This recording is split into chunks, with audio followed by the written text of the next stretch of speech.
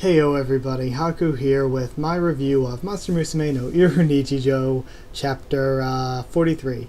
And please, I'll say this before the video real quick.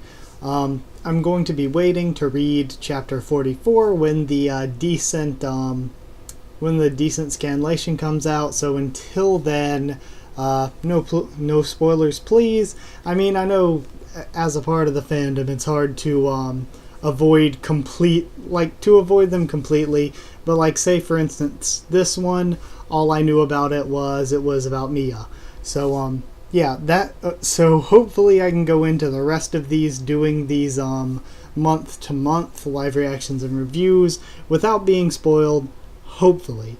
So yeah, just saying that's when I'll be doing 44. I'm not going to do it based on the raws or the summaries, just because I don't know, it really just doesn't work out that well for that. So I'll just wait until the scanlation comes. If it takes a month, then so be it. I'll just have to wait. But yeah, getting into this actual chapter, talking about where we start, we have the cover of Monthly Comic, and that had Mia on it, and it was really, really cute. Not sure if I like that cover better or the cover of the actual chapter, because the actual chapter cover was also really, really cute. Both featuring Mia, of course. They were both really cute, so I like them both. And getting into the actual story, we start out with Mia laying around, bored, and she's reading this Monster Girl magazine, and that's where we get 4 girls from the game making a cameo in her magazine. And that would be Kololo, Rus, Bisque, and Rohei, I believe. So it was really cool to see girls from the game actually make a cameo like that.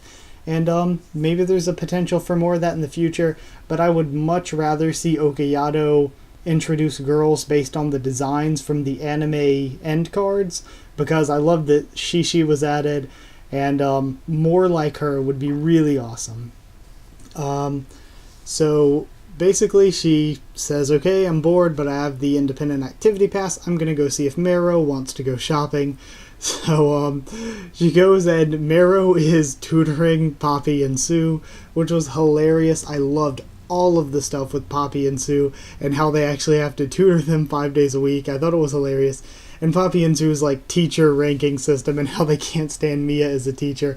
It was all just freaking great. They're just hilarious. Not totally sure why they absolutely need to be tutored, because Sue is pretty smart based on what she eats, I think. And Poppy's the same age of them. She's just a bird brain who's going to forget it anyway, though. So yeah, I think we go from there. Meru's busy with that. Ragnaria shows up, and we find out that she sells her silk to get money to give to Kurus for her expenses being there. And Mero would like a job, but her mom won't allow her, so she uses money that her mom gives her to pay for her expenses with Kurus. So of course, Mia, feeling guilty, thinks about getting a part-time job, and then Saria says she already talked to Kurus about it, and that she plans to go get one as a martial arts instructor, because she's skilled in a bunch of martial arts. So she runs off to do that, and Mia gets a ID, and then goes to apply at this store. She gets turned down, funny scene, because her body is too big, she can't work in the store.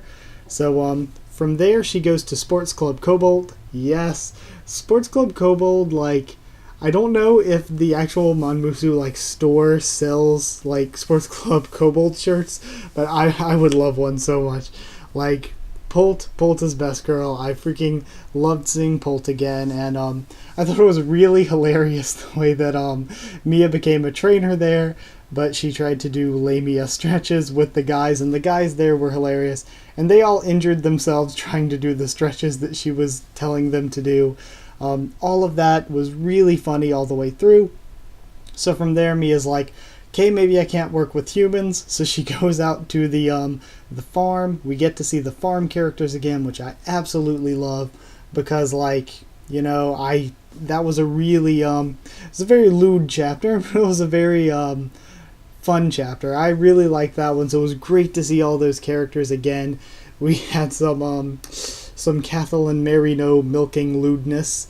And moving on past that lewdness, they try to get Mia to milk herself. But unfortunately, no Snek milk for us guys.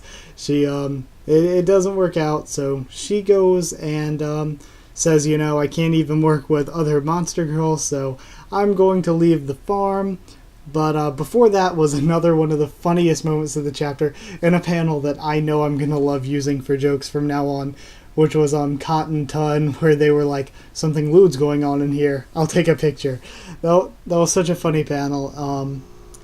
And moving on from there, we have Mia thinks about going to work at Yukio's inn, but then she's like, oh wait, it's too cold. Yukio makes it cold all around her and it's going to be snowy. I'll end up hibernating again. She thinks about applying at Talio, which is at least I think it's called Talio, which is the private security company that Liz and Kinu work for, but she's like, no, why would they be hiring part-timers? And then Luz ends up approaching, and we get to see Luz again, which was a bug. Weird. But which was great because Luz, again, we only saw her in one chapter before, so it was great to have more of her character. And she pretty much hires Mia to go and to become... Sorry, I hope that... I was making sure, hoping that bug wasn't buzzing around the microphone, because that would kind of be bad. But back on track. Luz hires Mia to do another one of the heroine shows, and it sounds weird doing heroine shows. Or does some people say heroine? Because I just say heroine either way, but it makes it sound like the drug. But I say that the same way as I say the female version of hero. I'm talking about the female version of hero. Another heroine show with Luz, but oh my gosh, it was hilarious. I loved the scene where they get there and then all the old people start crowding around Mia like, oh my gosh, you're a snake girl. This is a good luck charm. My grandkids will be so jealous. That was all so freaking funny. So then the priest comes back, Luz gets in trouble, and the priest actually hooks Mia up with a job at his brother's shrine, which is near her house. So, endgame, Mia did get a job, and it is at the brother's shrine near their house, and she's a shrine maiden, and all the young girls are like flocking around her like, oh my gosh, you're good luck, do you have powers, and stuff. So that's all funny. We find out actually that Saria didn't get a job because she's just too intense, I guess. She doesn't believe in this whole martial arts just for sports, disgrace, like dishonor on your family stuff. So it was funny. Dishonor on you, dishonor on your cow. But yeah, so Saria didn't have a job. Smith pulls up. Smith gives Saria a job as like working for her organization, guarding Kudus, because she's like, the three extra species criminals just came into the country, and Kudus always ends up finding some way to get into this kind of trouble anyway, so I might as well hire a bodyguard now. So that logic was hilarious. I freaking love Smith. And after that, we just end the chapter on sort of a tease of a bee girl or wasp girl for chapter 44. And I'm pretty sure that's actually going to be what chapter 44 is about.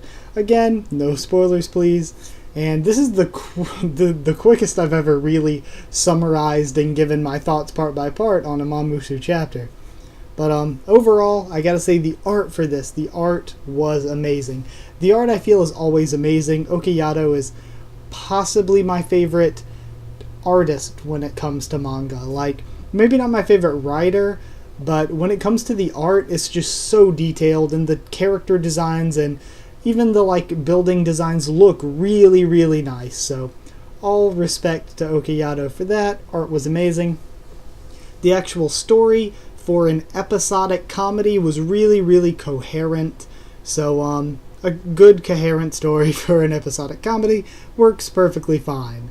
And of course, as a comedy, it did great because it was very, very funny. It had its obligatory lewdness, which was nice. It had the hilarious Cotton Ton stuff.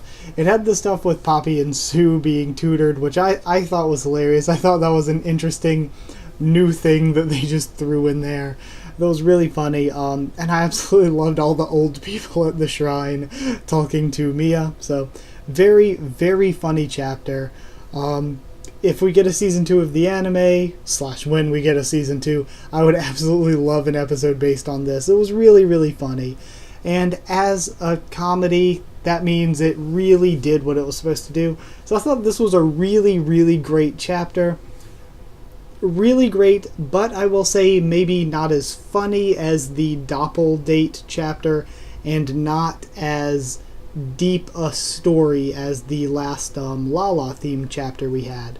So with that in mind, very great, but not exactly the best we've had, so 9 Snek Shrine Maidens out of 10. Yeah, 9 out of 10, it was really great. Nice, solid Snek chapter.